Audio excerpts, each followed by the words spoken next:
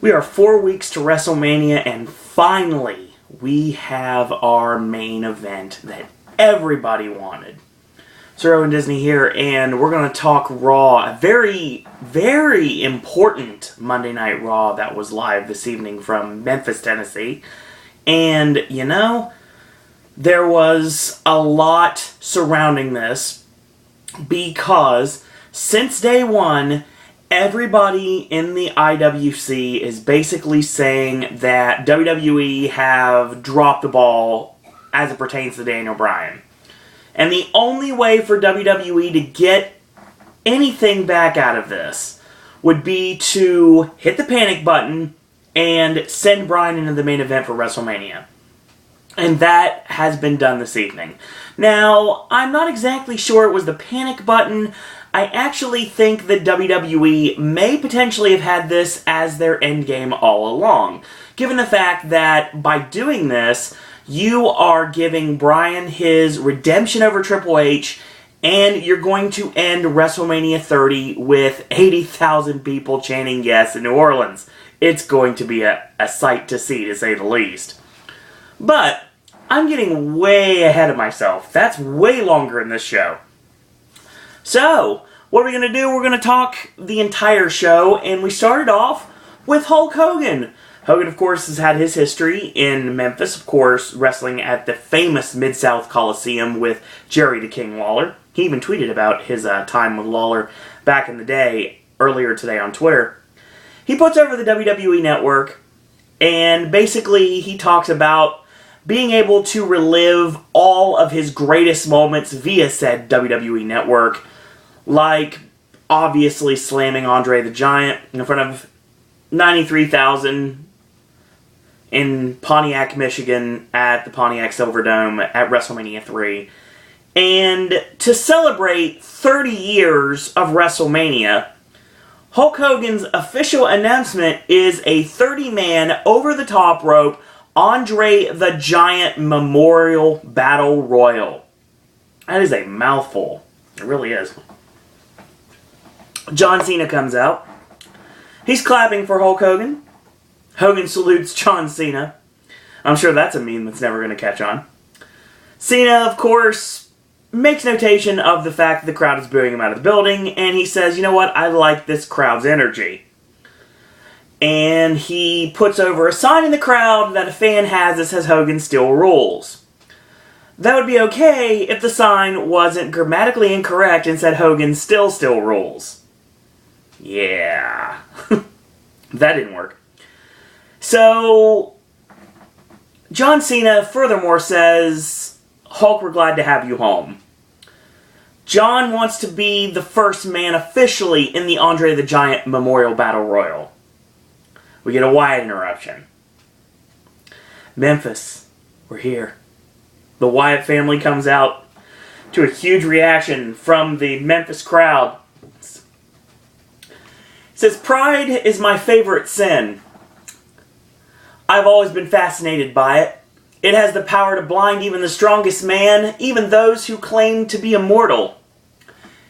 Hey kids, take your vitamins and say your prayers, and all hail the almighty virtues of hustle, loyalty, and respect, as if they can do you any good. You are both liars who prey upon the weak and give them hope, but hope is dead. As will be your legacy, John. I can see it in your eyes. You don't get it. And how could you possibly get something that you don't comprehend? But John, let me lay it out for you. If you look up at me, you will see a friend.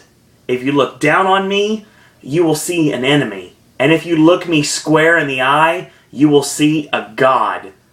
Well, there it is. More hope, more promises.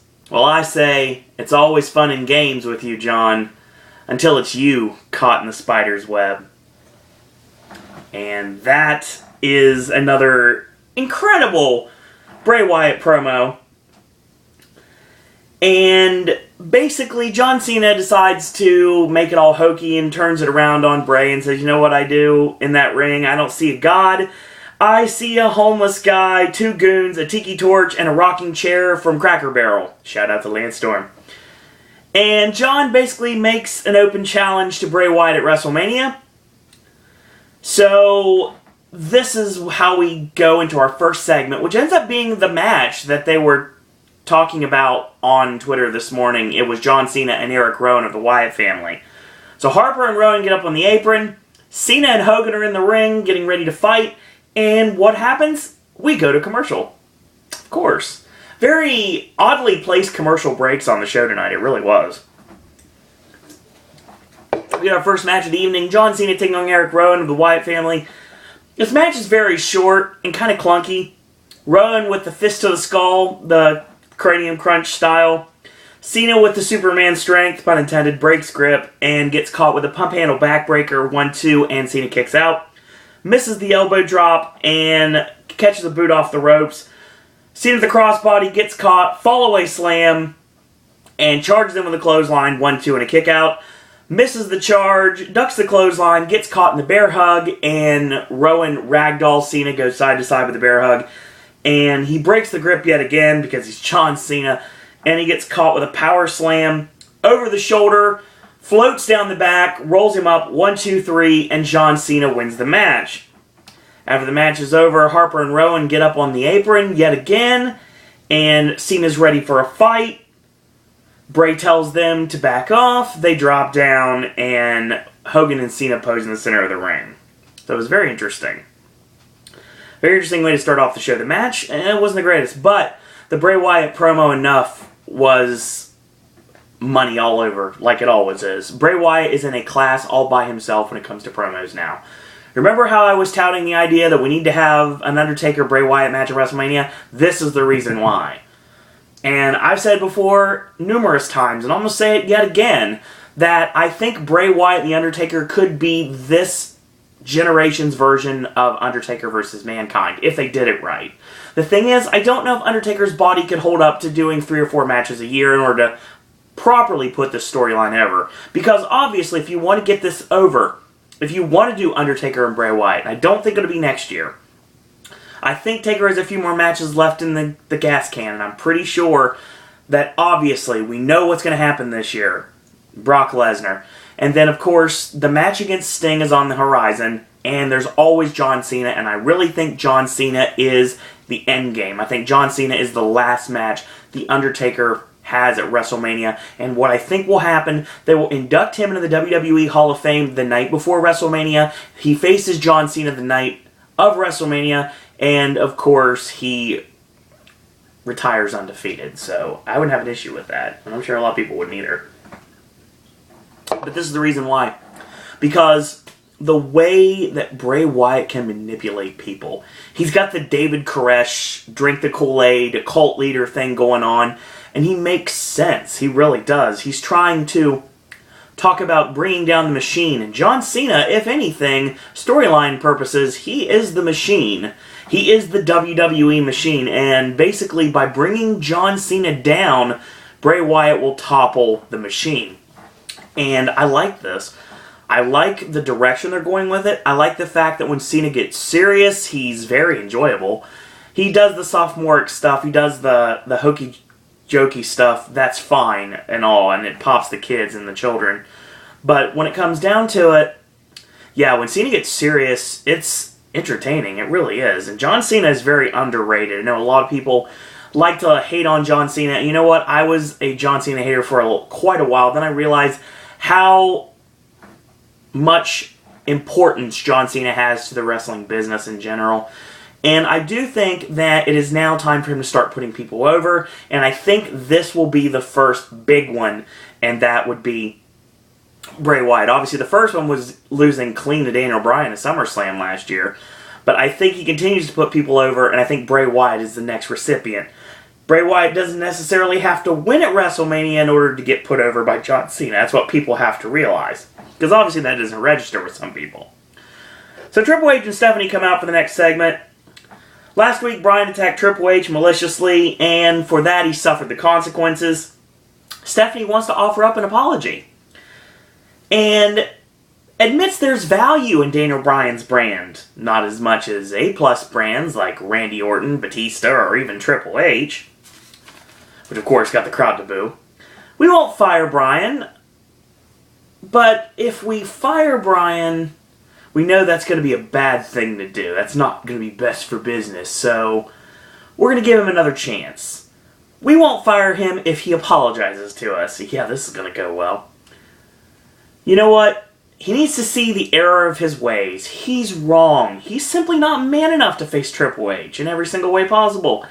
Yeah, we don't want to hear about Triple H measuring up. That's not something I ever want to hear again.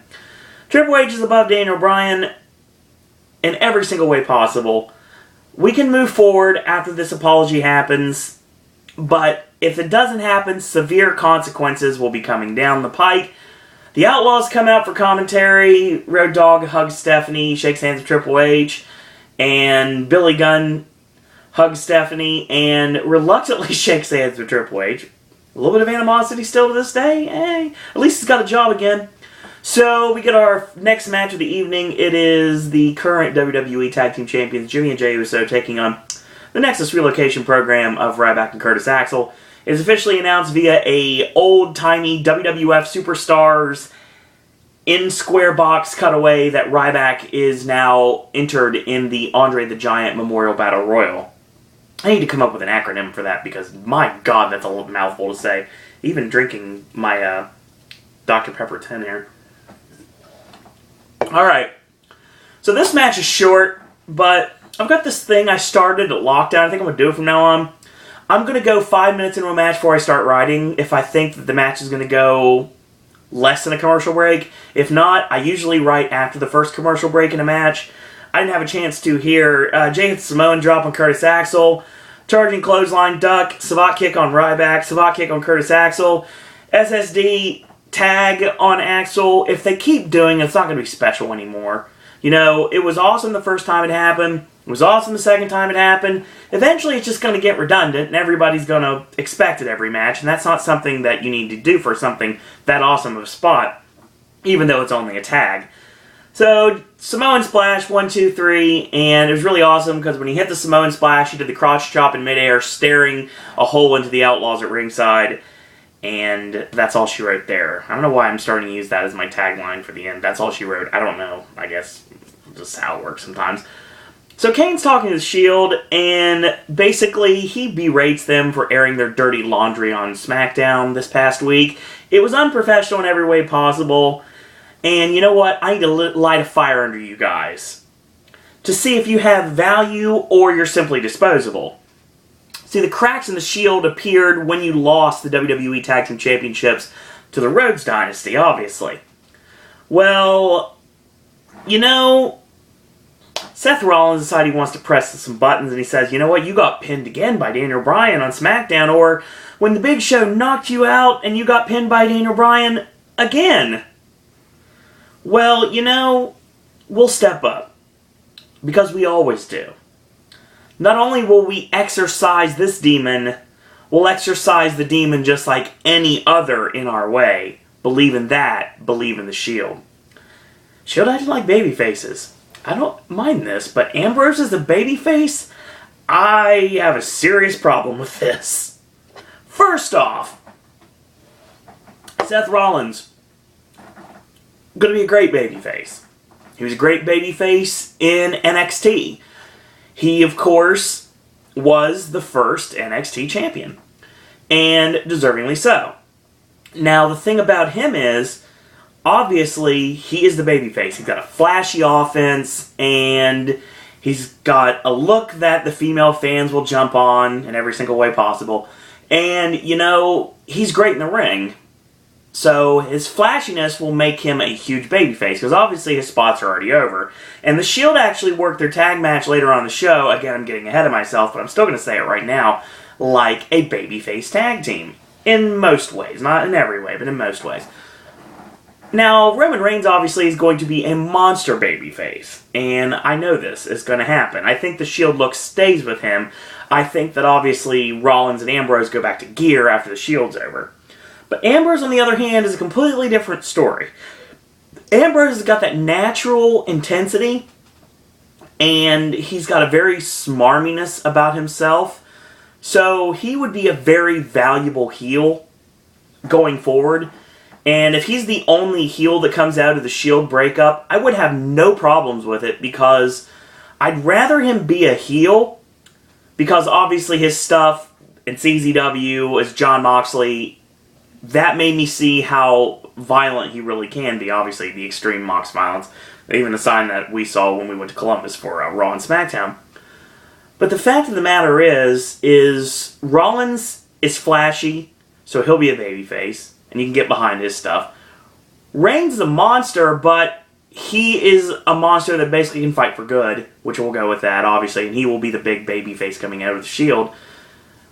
Ambrose has gotta be the jerk that breaks everything and causes every problem, which he has anyway. So that's what I think is going to happen in the Shield when they break up. Ambrose will have to be the heel, but I think both Rollins and Roman Reigns are going to be baby faces. No issues with that either. We get another match in the forever ongoing series between Big E against Jack Swagger. Once again, Big E has announced via the Superstars box that he is also being entered in the Andre the Giant Memorial Battle Royal WrestleMania 30. And that means we don't get an Intercontinental title match at WrestleMania, most likely, because I don't think he's doing double duty, because as Jimmy Corderas said on Twitter, and I'll stick to this, the only person that needs to go double duty at WrestleMania 30 is Daniel Bryan. Why? Because that makes it more special, because he's the one who does it. Yes, it's basically WrestleMania 10 all over again. So, but completely different, because Bryan's not losing either match. Obviously, Brett lost Owen in the opening match before winning in the main event. So, basically, winning the World Championship in the main event. So, I see this happening, but I don't see Bryan losing the Triple H. Like I said, this is a way to get Bryan over on everybody. And, like I said before, this is also the way to get WrestleMania 20 back, to be totally honest. Because obviously WrestleMania 20 was a phenomenal match, a phenomenal three-way dance that most people want to erase from history because of one of the combatants inside. And because of that, WWE needs a moment like that. I really think that WrestleMania 30 is the 10-year answer to get that moment back, with Daniel Bryan tapping out someone in a three-way to win the World Heavyweight Championship. And I know that's exactly what's going to happen. Oh yeah, we have to talk about an Intercontinental title match here. Oh no we don't, because it's a non-title match yet again. Cesaro's at ringside with Zeb Coulter, and we go midway through the match as much as we can here. Big E with a diving shoulder 2 times. 10 punch ends up getting stopped with a big takedown from Swagger. Short arm clothesline 1-2 and a kick out. Double chicken wing, and Big E elbows his way out. Comes off the ropes, ducks the clothesline. Big boot by Jack Swagger. 1-2, Big E kicks out. Comes off the ropes, and clothesline, ducks the clothesline. Side belly-to-belly suplex on Swagger. Hits the big splash. Usually that's exactly what happens, but this time, not this time. He goes off the ropes for the big splash, and he gets cut off with a diving clip to the knee, of course, taking him down. Chokes him on the bottom rope, and of course, he distracts the referee thinking that Cesaro is going to interfere. Cesaro backs up and is like, no, you do this on your own. It's like, you want to do this on your own? You're going to do it on your own. And so, of course, Swagger gets up in his face like, what are you doing? Why are you not helping me cheat? And he's like, you told me not to help you cheat, basically. So, he gets distracted, rolled up from behind, 1, 2, 3. Yeah, once again, I stress this. The opening match is a roll-up. There's a regular finish in the second match. The third match has a roll-up. You don't do more than 1 roll-up finishes in a show. I know a lot of people would say right now something that I won't, is basically saying you're basically doing what TNA did a while back, doing multiple roll-up finishes in a show. I wouldn't do that, but I understand the distraction is cause for a roll-up, but God, do something else. Like, have him, distracted, have him walk into the big ending, and Big E wins clean. No, didn't go with that, just roll up, 1, 2, 3. But that's not the story of this match. The story of this match is the ongoing destruction of the Real Americans, is basically what it was. So Cesaro's laughing, because Jack Swagger, again, couldn't get the job done. Jack gets up in his face, Cesaro gets back up in his face, and Swagger backs off. So Zeb is, I don't know, think he's either, the ringside area is either mic'd or Zeb is just really loud. Obviously he is. He says, "You're driving me crazy." He rips off his jacket and he says, "It was both of your faults," because obviously Swagger says it was Cesaro's fault. Cesaro said it was Swagger's fault. He said back and forth. And he says, "We're going to end this right here. You need to shake hands right now." And Swagger extends his hand. Cesaro shakes it and squeezes his hand. And Jack Swagger's like, "Come on, stop, stop." And Cesaro's like, "Nah, I was shaking your hand." So again, we're continuing to see the destruction of the Real Americans. If it doesn't happen before WrestleMania at this point, I'll be shocked. I don't think they can go another 4 weeks. I almost guarantee they don't go another 4 weeks. I say that it ends really soon, in time for them to do a match at WrestleMania. Unless they both end up in the Battle Royal, which is a possibility too. But I don't think they'll do that. I think they'll actually do Swagger and Cesaro at WrestleMania. So, but not the way I said. I know the Colossal Connection thing is what I said before. But, you know, I think Zeb needs to stay as Cesaro's babyface mouthpiece. We haven't had a babyface manager in quite a while, so it's going to be interesting to see what happens there. But still, it's interesting. So, another thing that was put over about this edition of Raw was the fact that there was going to be a special announcement made by The Undertaker. Well, The Undertaker comes out, Paul Heyman interrupts him, stands at the top of the ramp, and he says, basically, Mr. WrestleMania, Shawn Michaels, never won 2 WrestleManias in a row. Triple H couldn't get 3. Hulk Hogan couldn't get 4. Stone Cold Steve Austin could never get 5, and neither could John Cena. You've got 21 consecutive wins in 21 matches. I know it was a redundant statement, but it's true. That's when a myth becomes a legend and a deity of biblical proportions. I asked you not to face Brock at WrestleMania 30. Brock is reality that crosses into the fantasy of 22-0. Brock will step into the unknown because no one can face The Undertaker at WrestleMania. It's a completely different animal. But if you step in the ring with Brock Lesnar, your streak will be conquered. Taker gets to the mic and says, "Since apparently you're Brock Lesnar's messenger boy, I want you to take this back to him right now. The fear of death is far greater than death itself. And the fear of the unknown is the greatest fear of all. Tell your client that if he shows up at WrestleMania 30, he will rest in peace."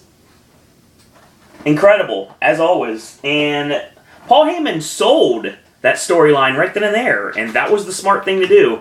Because there is probably nobody, I would think at this moment, that thinks that Brock Lesnar is going to beat The Undertaker. But, as I plug this in, sorry. Make sure the battery doesn't die on the iPod. And I really wish I edited sometimes.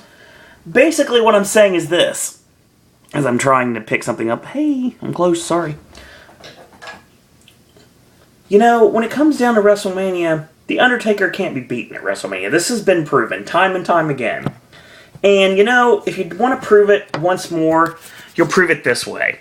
The Undertaker cannot lose at WrestleMania. Time and time again, this has been proved every single year. Now, the thing about it is no one thinks Brock Lesnar is going to win, but there is a tinge of uncertainty in some people's minds that Brock may be the person that breaks the streak. Now, those people probably are quite insane because Brock Lesnar's not breaking the streak. But think about it for a second. Paul Heyman and The Undertaker on the mic sold this match for me completely. And furthermore, Heyman can sell any match for me at this point, because Paul Heyman is just that great. I've been trying to put over the greatness of Paul Heyman for many years, back to the Paul E. Dangerously days of WCW, in the days of my favorite professional wrestling stable that did not go far enough, the Dangerous Alliance. To the starting days of ECW, when Paul Heyman became a thing, and Paul E. Dangerously went away. To now. Obviously with CM Punk, he knows how it is to get this close to breaking the streak. He had to get someone else he thought they could get the job done. This is really revenge. That's the storyline that we're putting over here. And obviously, we're not putting over the fact that Paul Heyman did have a managerial spot with The Undertaker back when he was Mean Mark Callous in WCW. Oh no, we're not talking about that because that never happened. Even though on the network, if you would see one of the Clash of Champions events, which have not been put on the network yet, which hopefully they will eventually, especially go back to the NWA World Tag Team Title Tournament. I want to see those matches again. Those matches were awesome. So, you have a really interesting program between Brock Lesnar and The Undertaker. And this is how we go 4 weeks. We're going to have promos from Heyman, and The Undertaker apparently, from what I heard, is going to be on Raw every single week to promote the match going into WrestleMania 30. So, if that's going to be the issue, I have no problems with that because Heyman can sell this by himself. And, of course, Undertaker will go 22-0 at WrestleMania. That's for you, Will. So we get our next match, and a tag team that we haven't seen on television for quite a while in Goldust and Cody Rhodes, which there were rumors that they were going to do the brother versus brother match at WrestleMania. That's completely scrapped now. So that's not going to happen.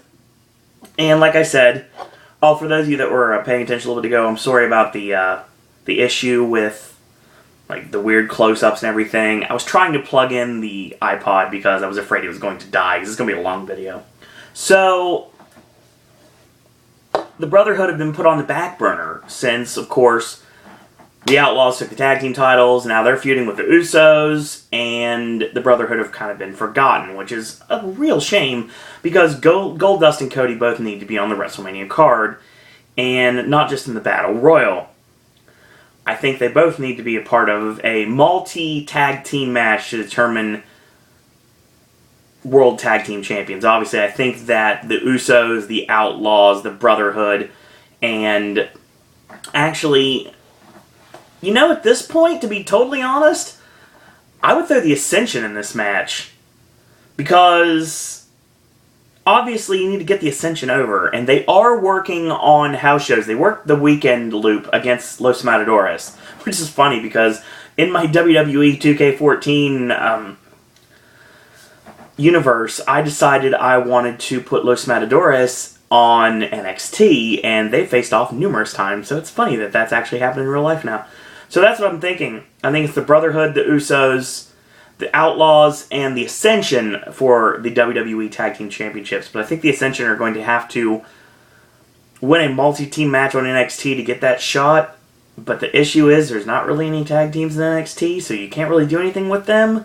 So you take them to WrestleMania and you let them fend for the WWE Tag Team Championships. That's what you do.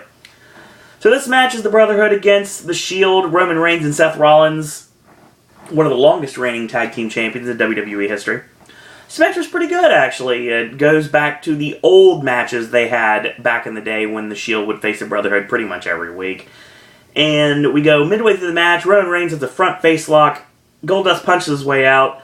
Suplex blocked, and Goldust gets suplexed 1-2 and a kick out. Uppercut, tagging to Seth Rollins, and a snapmare into a chin lock. Goldust punches his way out, boot in, whip in, running forearm in the corner, and tagging to Roman Reigns.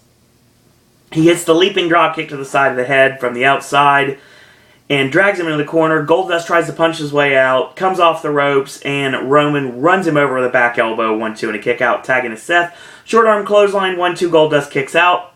Goldust ends up getting caught with the leaping enziguri kick, tagging to Roman Reigns.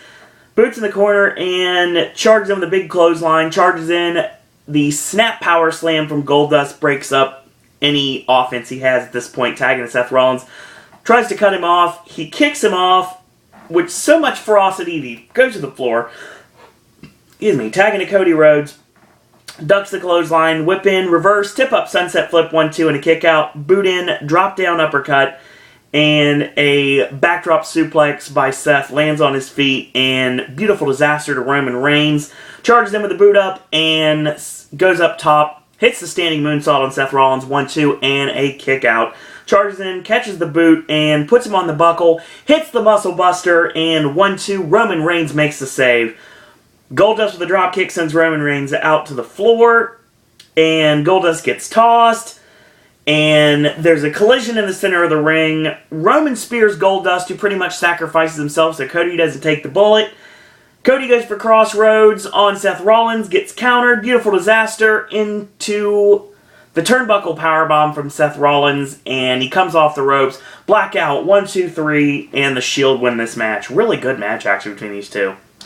But not like you're surprised, because it's the Shield and Goldust and Cody Rhodes. They've been putting on incredible matches for the last year. And no surprises here between these two. Very enjoyable match, and the Shield really needed to win.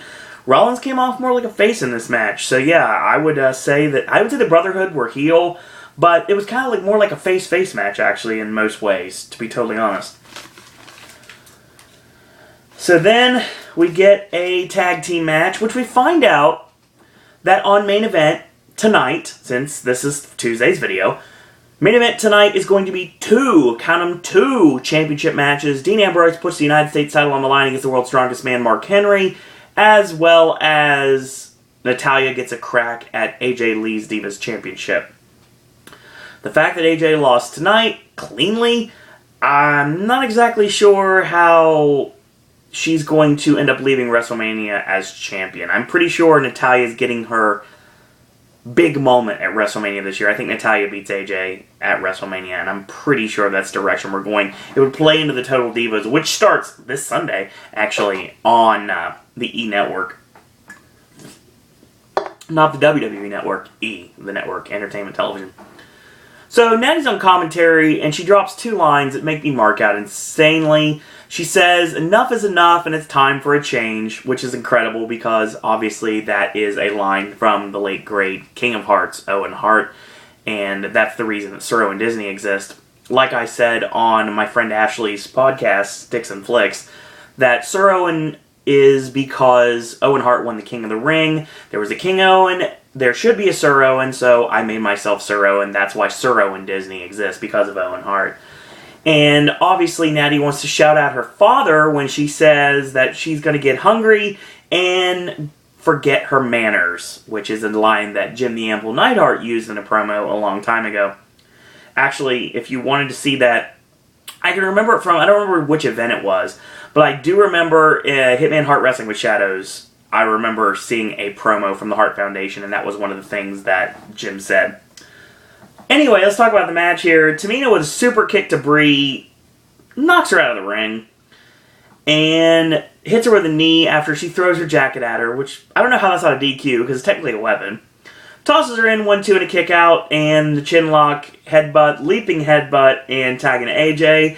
Whip in, charges in with an elbow, and a swinging DDT from AJ gets turned into a guillotine choke, into a sunset flip, countered, and drop kick to AJ, tagging to Nikki, clothesline, drop kick, charge clothesline, and whip in, charges in. She gets the boots up, charges into a chin breaker on the Divas champion. Tamina makes a save. Bella with a Thez press. Long day. Brie Bella with a Thez press off the steps onto Tamina. And Brie gets kicked by AJ. Nikki gets locked into the Black Widow. That gets countered into the Rack Attack. And 1, 2, 3. The Divas champion loses clean to the person that's not facing her tomorrow night, or tonight in this case, the night before she defends her championship. So Nikki grabs the championship and starts parading around with it. Natty gets on the ring apron and she took her man or something. And she was like, just drop it, and that's the end of that. It's a really interesting dynamic there.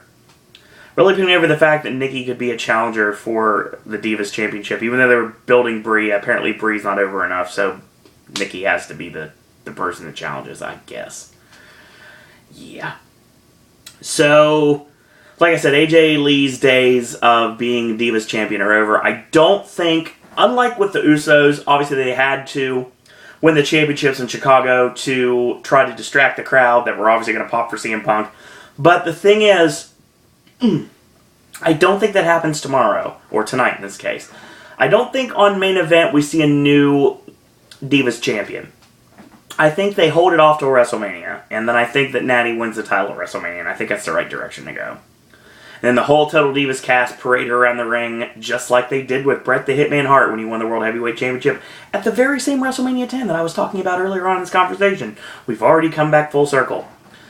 So, they're not guest hosts, but they're in the crowd. It's LL Cool J and Chris O'Donnell, and they're at ringside, and that was just a waste of both of them. Apparently, O'Donnell wants John Cena on their team because you can't see him, and LL Cool J is talking about The Undertaker. I kind of tuned it out. There's some random odd dark scene that the camera flashes to, and it says earlier tonight, and it's just there for no reason. So my notes here was like, what was earlier tonight? Then we get the segment of the evening. Daniel Bryan comes out. The Yes Movement is live in Memphis. Now, earlier tonight, Stephanie apologized. Did you find that sincere at all?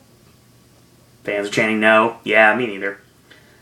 See, they want to scare me into apologizing for kicking Triple H in the face, something I should have done a long time ago. See, Hunter, you can't have it both ways. If you lay your hands on me and expect me to back down, I'm not going to. I'm going to fight. If you want me to apologize for standing up for myself, I don't have 2 words for you. I've got 1. And he starts chanting no, and the crowd jumps along. Hunter, it ends tonight. You're not listening to any of us. Tonight, you'll have to listen. Tonight, we are going to Occupy Raw. I believe I said something about Occupy WWE in a video the other day. I wonder. I'm not leaving this ring until I get a match with Triple H at WrestleMania. And tonight, I'm not alone. I will fill this ring and this entire arena with the Yes Movement. So what happens? This Mark's at the ring wearing Daniel Bryan shirts. And they are just like, there's a few in the ring, not very many. He says he's not leaving. No one's leaving. We come back to commercial. There's hundreds of fans in the ring and surrounding the ringside area wearing Daniel Bryan shirts, the same shirt I'll have very soon. And they are doing nothing but chanting yes. This is an awesome sight to see, by the way. So Triple H and Stephanie finally come out. They stand at the top of the stage, obviously, because they're not getting through the mob. Fans are chanting no for them. Congratulations, you got your own movement. Now, reality's going to come crashing down. You have 30 seconds to get out before we call security and have you all arrested. I was like, okay, get it out of your systems, chant yes, whatever. It's like, 30 seconds are up, losers. Bryan says, you want us to leave? Well, what if everyone leaves? We set up a ring outside this building and you can have Raw in an arena of empty chairs. So here comes security. 2 bald guys. That's it. Just 2 guys. 2 guys to get hundreds of people out of the ringside area. Hundreds of motivated people out of the ringside area. It's like a mob. It really is. So they walk down the ramp. They see the hundreds of people chanting no. They're like, forget this. And they just bomb out. Stephanie has really shown that she's a McMahon in every single way possible, especially with this. This was her Vince moment. She says, clear that ring. All of you are being manipulated by Daniel Bryan. It's false power and false pride. Daniel Bryan is the wrong horse to back. You think he's worth it? Fans, of course, chanting yes. Bryan says, you underestimate the people. See, last week, you went on a power trip of your own. You said you own this entire building. You own this ring. You own these fans. You own everyone. You know what? You don't own any of this. We own this ring. This ends now. Triple H is starting to get mad, and he says, get this show on the road. Start the next match. Damian Sandow comes out. Fans are chanting no. He's like, come on, Sandow. Join the Yes Movement. He gets halfway down the ramp. He's like, screw this. I'm bombing out too. So he leaves. He walks to the back. Triple H and Stephanie run over to him because he is standing actually off the ramp at this point. And Stephanie says, don't you disrespect my husband. Don't you disrespect my family. When I was born, this place became mine. Awesome promo, by the way. I do own you. Get out. And she says it numerous times. Like she's a haunted house. The fans are chanting no. It's like, go ahead, Hunter. Give us what we want. And you'll get your show back. Hunter, of course, has to suck it up and say, you know what? The truth is, I like you. I saw something in you. I tried to protect you. I protected you ever since SummerSlam. I won't fight you. It's because of your own good. Because I will not stop. That's how I work. Until I end you. Be careful what you wish for. You're on. Now shut up and get the hell out of my ring. Fans are going crazy. Real wrestling fans obviously are kind of like, we get Bryan Triple H, it's going to be awesome, but that's not what we want.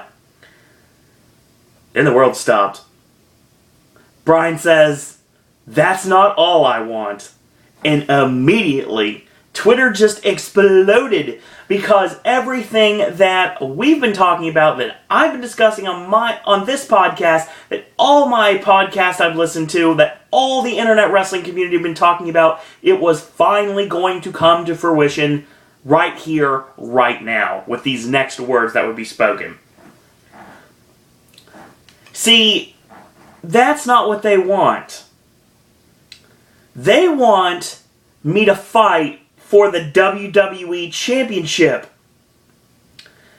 So here's what we want. If I beat you, I will be added into the main event of WrestleMania. So it will be Batista, who gets booed, because he is Bautista after all. Thank you, Jerry Lawler, for saying it over and over again. Randy Orton and Daniel Bryan. Triple H gets held back by his own security. Says, fine, you get all of it. I'm going to end this at WrestleMania. You bet your ass. So, just that quickly. Whether it was the panic button pushed, or if this was the end game all along. At WrestleMania 30, the end game for the event, the final scene everyone will see before the copyright 2014 WWE logo comes up, will be 80,000 fans in New Orleans, Louisiana, at the Superdome, chanting yes with Daniel Bryan raised high in the air wearing the WWE World Heavyweight Championship. That is how it should have been. That is how it's going to be. And like I said, it's going to rectify a lot of things. I brought up WrestleMania 20. WWE really can't put over that finish, even though it was awesome. This is the way to rectify it. I think the yes lock taps out Orton, and I think that's how we go home. I think that's exactly how we end this thing. Will he tap out Triple H? I think that'll probably happen as well. In one night, Daniel Bryan will go through all 3 members of Evolution in order to get his comeuppance and win the WWE World Heavyweight Championship. So everyone that's been complaining all along, just shut up immediately. Because everything that everybody has said they've wanted, everything that has been the right decision, screwing over Daniel Bryan over and over again, and taking the championship away from him when he has it, and screwing him over and over again, you know what? It's all leading to WrestleMania, and that is the direction we should have gone all along, and that's the direction we're finally going to. Daniel Bryan wins the WWE World Heavyweight Championship at WrestleMania by not only beating Triple H to end that right then and there, but furthermore, defeating the absolutely hated Batista, as well as getting his revenge over Randy Orton as well. So yes, it is the right moment to end WrestleMania. It's definitely going to be how it's going to end, and it's going to be phenomenal to see in person. Too bad I'm not going to be there. I'll be at Will's actually, though, so that'll be pretty fun. So the WWE app, actually, you could vote for a stipulation for the match between Sheamus and Christian. Talk about ever-going feuds. At this point, I'm not sure it's going to go to WrestleMania. I don't know if it is. I said it was going to. I'm not sure at this point, to be totally honest. Because, you know, it's kind of like there's not much more you can do with it, especially if it's so one-sided. What do I mean? Well, I'm about to tell you. Now, there are three options here. There's, of course, a Falls Count Anywhere match. There is a 2 out of 3 Falls match. And then there is a Memphis Street fight. Gee, I wonder what's going to happen. Now, Dolph Ziggler and Damien Sandow did a match like this. And it had a drum set at ringside. So, that's what this has. Sheamus versus Christian in a Memphis Street fight. Well, before commercial break, Christian's on the ramp, like the top of the ramp, grabs Sheamus and tornado DDTs him on the floor. Both men are down. We go to commercial. Now when we come back, obviously, they're both miraculously in the ring, and Whip-In charges in, and Sheamus goes shoulder first to the ring post, of course playing up the fact that they're working on the arm. Christian grabs a Singapore cane, jabs him in the ribs, cane to the back, then the ribs, and then hits him right in the top of the head. Drops Sheamus, makes a cover 1-2 and a kick out. Cane shot to the back, jab to the ribs yet again. Misses the charge with the cane swing and 2 gut shots from Sheamus. Whip-In, reverse, and a knee on Sheamus. Goes up top, but stops himself and grabs a cane instead. Gets another cane under the ring and goes to the middle rope with a cane shot, trying to El Kabong him with the cane, and he gets a gut shot. Basically, that stops him right then and there. Big clothesline from Sheamus. Axe handle, diving shoulder in the corner, running high knee, and another axe handle drops Christian like a bad habit. So he gets a cane, and he charges with the cane, he gets the boot up. He goes off the middle rope, and he gets caught. Finley roll, 1-2, and a kick out. So Christian goes to the apron. Sheamus going for the clubbing blows, and Christian elbows his way out because he's seen this movie before, obviously. And he back snaps him across the top rope for good measure. They fight for the cane. They have a little tug of war, and a boot in, and a cane to the back, the ribs, and white noise for good measure on Christian, 1-2, and Christian kicks out. So Christian goes to the apron. He doesn't escape the clubbing blows this time, and he hits him 17 times in the chest. Nails the over-the-shoulder power slam. Sets up for the brogue kick. Christian sees it coming, powders to the floor. Pulls Sheamus to the ring post, and Sheamus lifts his legs, and he gets posted, does Christian. He goes on the steps, and he Irish curse backbreakers Christian on the steps to the ground. Tosses him back in, throws in 4 chairs and the bass drum. He sets up the bass drum in the corner, you know, sitting up here in demise. Charges in, Christian with a back kick and chair shot to the ribs and then to the back. He stacks 2 chairs on top of Sheamus, hits his frog splash, sending the chairs into the ribs of Sheamus. 1-2, and Sheamus kicks out. Christian grabs the bass drum, and you could see this coming from a mile away. What happens? He charged with the bass drum, and Sheamus brogue kicks the bass drum back into the face of Christian. 1-2-3, and wins this match. Okay, here's the thing. If we're going to go this all the way to WrestleMania, for 4 more weeks, we're going to get Christian... Wow, I'd put them together. Christian and Sheamus going at it. I would have to say that one major thing has to happen. Christian's got to get his heat back. Come on, people. I understand attacking Sheamus after Sheamus wins. And I understand attacking him during an interview. But seriously, Christian, I don't care if he hooks the tights. I don't care if he gets his feet on the ropes. I don't care if he uses weapons. I don't care if he uses outside interference. Doesn't matter.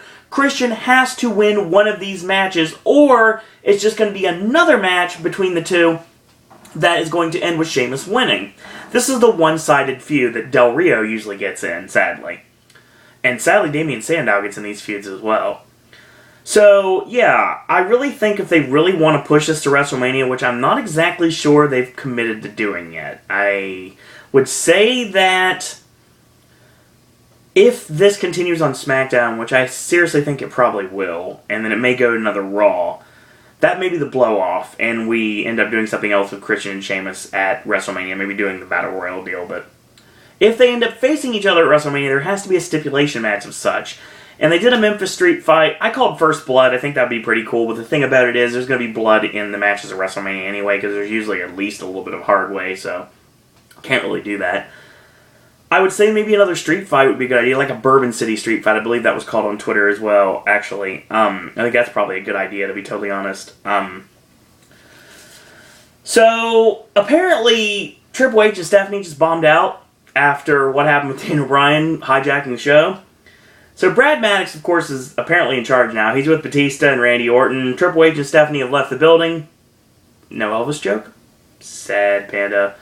So, you need to settle your differences, take care of the Big Show, and especially Daniel Bryan. Orton says, I'm willing to make it work if you are. Batista looks at him, and that's it. So Lana brings out the Bulgarian brute Alexander Rusev, and he basically steps up on his podium, and he does his promo, and that's it. I think Rusev is going to be big when he finally comes in, but dude looks like Sylvester Terkay. He used to look like Sylvester Terkay mixed with the Tasmaniac. But now, because he's got gear, he looks legitimately like Sylvester Terkay now. So, yeah. Yes, the same Sylvester Terkay that was in WWE back in the day. It's going to be interesting to see what they do with this. Hopefully they do something with Rusev. I think they will, but I'm not exactly sure at this point. WWE doesn't have the greatest track record on gimmicks like this. So, is he going to end up another Vladimir Kozlov, maybe? That's a possibility, so I'll have to paraphrase this next promo because I really wish that I was able to get it all, but I wasn't, sadly. So we get a recap about Hulk Hogan, of course, what happened earlier with the Wyatt family. It's interrupted legitimately by the Wyatts. Luke Harper gets on the screen, and he's whistling. It's one of the creepiest damn things I've ever heard in my life. And yeah, I probably won't sleep tonight. And that's part of the reason. So, it's a fearful thing to fall in the hands of the Reaper. Bray says, I am not of this world, John. It's euphoric to see him standing next to Hogan. It takes a lot to admit that John Cena is every bit of a monster that Bray Wyatt is. Bray has 1,000 faces and 1,000,000 names. He will be a vicious beast if need be. A smiling child if need be. He accepts the match at WrestleMania. He says, John, you underestimate me. You know, just remember, you are the one with everything to lose. Your time is up. And I am forever. And then he sings Time Is On My Side, like he used to do all the time in NXT. And Rowan's face with the mask says, run. And of course we get that, bah! So, awesome. Awesome stuff. Bray Wyatt and John Cena officially announced for WrestleMania 30. And this match is going to be incredible. Incredible. And the match against Eric Rowan, which means that this week, I don't think they do it on SmackDown. I think on Raw this coming week, next week's Raw will be John Cena against Luke Harper. And that match is going to be awesome. I'm very excited about seeing that match. Big Rig Brody Lee and John Cena? Yes, please. So, we get our final match of the evening, which actually goes to a weird commercial break right before 11 o'clock. So, we're going to have an overrun. The team that is now deemed on SmackDown, if you guys didn't watch SmackDown, obviously, they do rematches on Raw, so people that didn't watch SmackDown get to see the match anyway. It's the team of RTB FTG, which is Respect the Beard, Fear the Giant, the MVP of the WWE, Daniel Bryan, and the Big Show, taking on the WWE World Heavyweight Champion, the Viper Randy Orton, and the most hated man in WWE, Batista. So, let's talk about this match, shall we? We come back from the final commercial break, which is hit right after Bryan hits the tope. We come back to live action. Bryan has a chinlock on Randy Orton.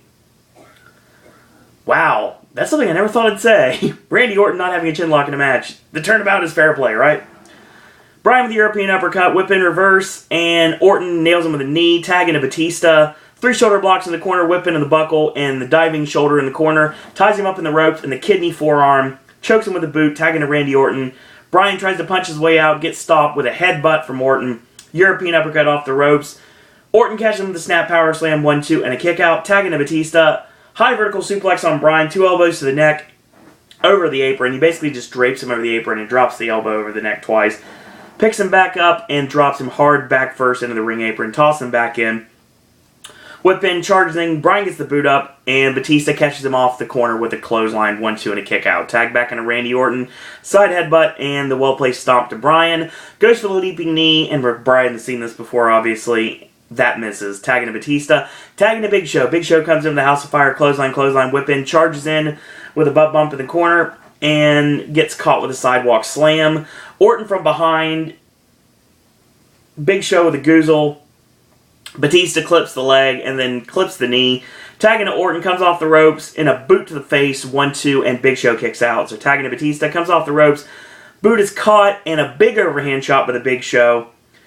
Batista with a tackle because stop using the spear. Seriously, you have Roman Reigns for that. Goes with the Batista bomb, and of course he gets backdropped out because you're not going to Batista bomb the Big Show. Tagging to Daniel Bryan, tagging to Randy Orton, whip in, reverse, backflip, duck, lands on his feet, and of course, ducks the clothesline, comes off the ropes, and the hooking clothesline. Drop kicks Batista off the apron, smartly. Yes kicks to Orton. Orton eats the buzzsaw, 1-2, and a kick out. Goes up top. Batista tries to grab the foot. He gets kicked off, and flying headbutt misses.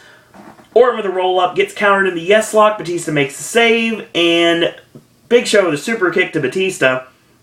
Big Show gets RKO'd, and Batista ends up spearing Randy Orton accidentally, because Daniel Bryan facilitated that, of course. Fire-breathing knee on Batista, and a running drop kick in the corner misses. Orton sets up the snakebite DDT, plants Bryan in the center of the ring, goes for the RKO. Bryan with a backslide, 1-2, and a kick out. Ducks Orton's clothesline, bounds off the corner, hits the fire-breathing knee, 1-2-3, and Daniel Bryan and the Big Show win your main event of Raw. So, yeah, really good. Final few minutes of the match, actually. I enjoyed it. So, really putting over Daniel Bryan, and he is going to get a lot more putovers in the weeks to come. I have a feeling he's going to take a beating next week on Raw, if I had to guess. He was way over on this show. I think next week's Raw, he gets beaten down. The week after, he gets his shine back. And the go-home edition of Raw, they leave him laying. So we're going to believe that he's going to not be able to overcome adversity and beat Triple H, Batista, and Randy Orton the same night to win the WWE World Heavyweight Championship, which we all know exactly is the end game of this storyline. And it should be. Oh, by the way, if you were curious, I am wearing my Zack Ryder t-shirt in celebration of the fact that Zack Ryder's new YouTube show, which is called Last Resort. Wow, Zoltan. Can't do the Z. Forget it. Z. There we go. Yeah, this looks horrible. Zoltan. There you go. Thank you. Duber's my car reference. Very appreciated. So, yeah, I can't make finger motions. Hopefully that looked okay. If not, sorry. But you can check it out at Long Island Iced Z on YouTube. It is Last Resort with a Z, and I'm really excited about Zack Ryder. Hopefully this is his final chance to make something out of himself. I talked about him doing the Angry Young Man stable with Kurt Hawkins, The Miz, and Dolph Ziggler, but if this is going to be something that gets him back on TV, I'm down with it completely. I think he'll be a part of the Andre the Giant Memorial Battle Royal, and I think it's the right thing to do with that. So yeah, this is a really enjoyable edition of Raw. Crowd wasn't as into it as they could have been until Daniel Bryan came out and stole the show. Literally, he took over the show, and it was phenomenal. So what did we learn from this show? Well, basically Hulk Hogan shills the network, and that's good. Hulk Hogan and John Cena trying to face the Wyatt family. I know that was the storyline we talked about. Cena and Hogan against the Wyatts. Not going to happen now, obviously, because, yeah, this was the backup plan. But it was okay because Cena and Bray Wyatt was talked about a while ago, and then they were going to do the Hogan match, and then they decided to do something else with Hogan against Jack Swagger, and then now Hogan can't wrestle officially. He's not cleared, so they can't do that. So this is the biggest thing you're going to get out of that. Bray Wyatt is a magician on the mic, to say the least. Cena and Rowan was kind of clunky. It was okay. It wasn't good at all. Usos beating Axel and Ryback again. It's kind of something you get used to. I think at least give them 3MB next time. I think that you do the Usos and 3MB on SmackDown this week. That's what I would do. The Shield looking like baby faces. Interesting. Maybe they changed their minds. Big E defeats Jack Swagger via roll-up, so another roll-up finish. And he enters the Battle Royal along with Ryback. Swagger and Cesaro are going to break up any day now. They're definitely not going to make it anywhere close to WrestleMania at this point. Nikki beats AJ. That was interesting. And AJ, of course, that means she's going to beat Natty on main event tonight. And, of course, AJ loses the Divas Championship finally to Natalya at WrestleMania. I'm pretty sure that's the direction we're going. LL Cool J and Chris O'Donnell basically were there for FaceTime for the television show. It was nice seeing the Shield against the Brotherhood yet again. That was good as always. Sheamus and Christian had a really good street fight. And the Bray Wyatt promos were untouchable, as always. Daniel Bryan held the entire entire show hostage. And held the attention of the entire crowd and got what he wanted and what the entire IWC wanted with giving him not only Triple H with redemption over Triple H and the Authority at WrestleMania, but also getting himself added to the WWE World Heavyweight Championship match in the main event if he gets that win, or when he gets that win. So, and you know what? The main event for what it was, Batista and Orton against Bryan and Show wasn't a bad match, actually. So, I mean, I've seen worse, so it was a good edition of Raw. Overall, there's a lot to talk about, and that's a good thing, especially because we're only 4 weeks away from WrestleMania.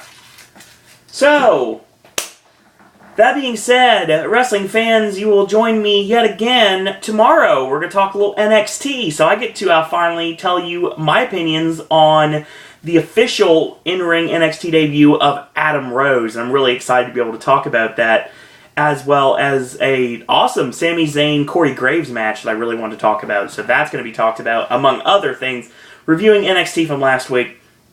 And, of course, wrestling fans will have to wait a little bit, because the next one after that, it looks like it's going to be SmackDown on Saturday. We'll talk SmackDown. And then, of course, we lead into Raw next week, back to NXT next week, Impact returns next week, and that's pretty much what we've got for wrestling fans. Otherwise, normal movie content and Halloween Horror Nights content will probably be returning soon, because John Murdy has mentioned that there is an addendum to Malcolm. There is a new clue that it is not a television show or video game. So that knocks out a couple options. So eventually all will fall and there will be one left standing, and that will be what the Malcolm code word will be for Universal Hollywood and potentially Universal Orlando. So, that being said, if you like these videos, tell your friends about them, leave a comment, do subscribe, and help spread the word about Pop. If you'd like to like our Facebook fan page, it's Sir Owen Disney Pop. If you'd like to go old school on Facebook and just be my friend, it's Owen Disney. And if, something in my eye, sorry. And if you'd like to follow me on Twitter, it's at Sir Owen Disney. Last but certainly not least, you want to send your thoughts, comments, queries, and opinions, you're more than welcome to send those queries my way, send any questionable things my way, send anything you'd like my way. If you'd like to become a popcaster, it's an easy way to do it. It's SirOwenDisney@gmail.com. In the meantime, thank you guys and girls out there for watching, and until tomorrow, boys and girls, that's all I got to say about that.